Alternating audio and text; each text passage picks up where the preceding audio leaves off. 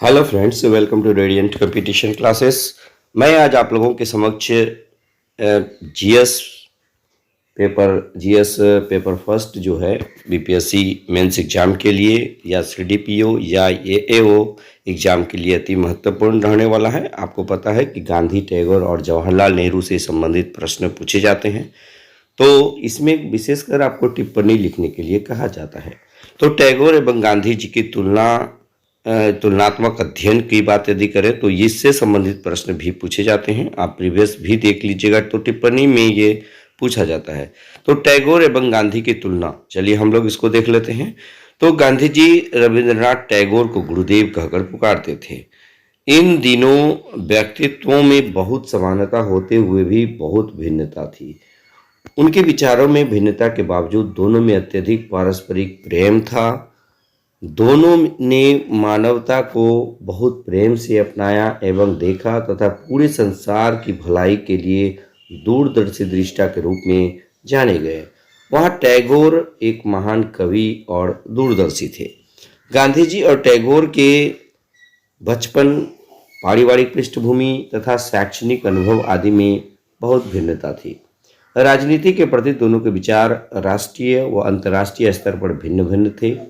फिर भी उन दोनों ने समस्या समाधान के लिए आध्यात्मिक अवधारणा को अपनाया। Very very important.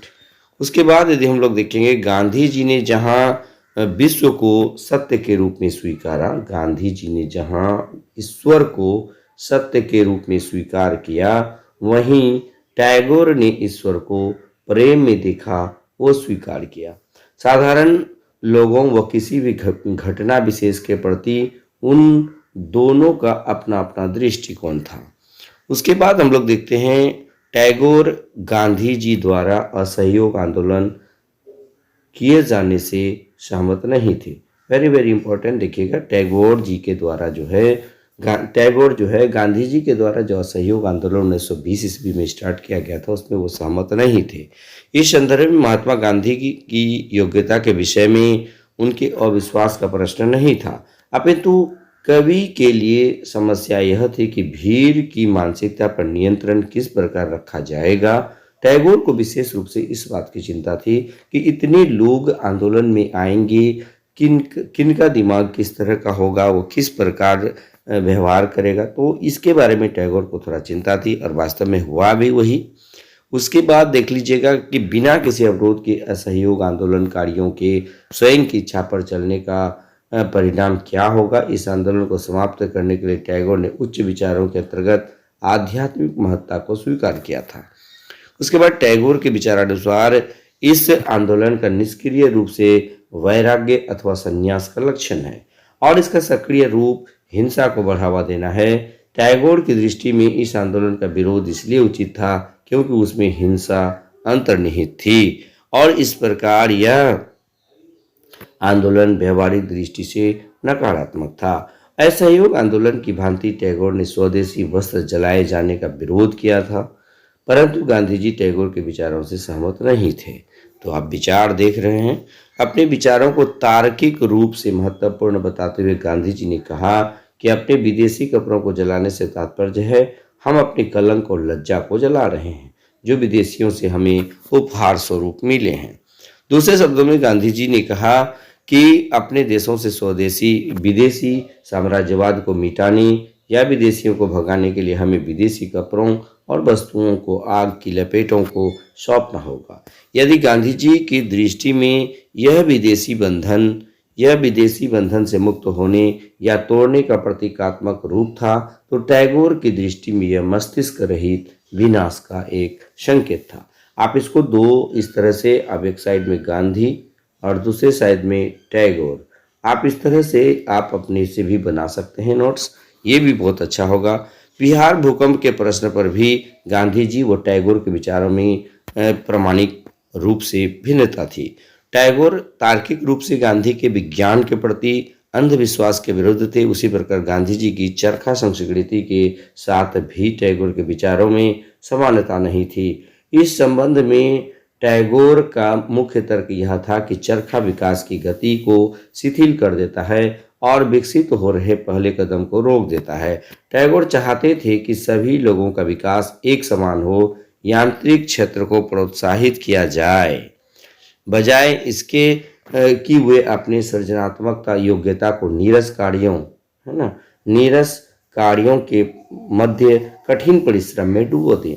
विज्ञान की विशालता की उपेक्षा करने का अर्थ बुराई, भूखमरी तथा गरीबों को बुलावा देना होगा। टैगोर के अनुसार विज्ञान की उपेक्षा कर समस्त देश में रोग की भांति व्याप्त गरीबी व भूखमरी को दूर नहीं कर सकते हैं। यानी चरखे पर आधारित मानव जीवन को अंधकारपूर्ण रास्ते पर ढकेलना था तथा मनुष्यता के साथ विश्वासघात करना था। कहने का मतलब आप यहाँ पर ये समझ रहे हैं कि रविंद्रनाथ टैगोर मशीनीकृत समाज पर ज़्यादा विश्वास करते थे, विज्ञान पर ज़्यादा विश्वास करते थे, जबकि गांधी जी क्या करते थे, गांधी जी जो है वो उसके समर्थक नहीं थे। यानी कि ये हाथ से चरखा से सूत काटने की बात क्या करते थे, जो गांधी जी को, ये रविंद्रनाथ टैगोर को पसंद नहीं था। अतः टैगोर ने जीवन के प्रत्येक क्षेत्र में विकास हेतु दिन प्रतिदिन के जीवन में विज्ञान के अंगीकरण पर बल दिया था। देखिए, रविंद्रनाथ टैगोर जो है वो जीवन के प्रत्येक क्षेत्र के विकास में दिन प्रतिदिन जीवन में विज्ञान के अंगीकरण पर बल दिया था, बजाय इसके कि लोग चरखे के साथ घिस घिस कर कोल्हू की बैल की भांति नीरस जीवन यापन करे या करते जाए। ये रविंद्रनाथ टैगोर का विचार था कि वो कभी नहीं चाहते थे कि वो विज्ञान को छोड़े।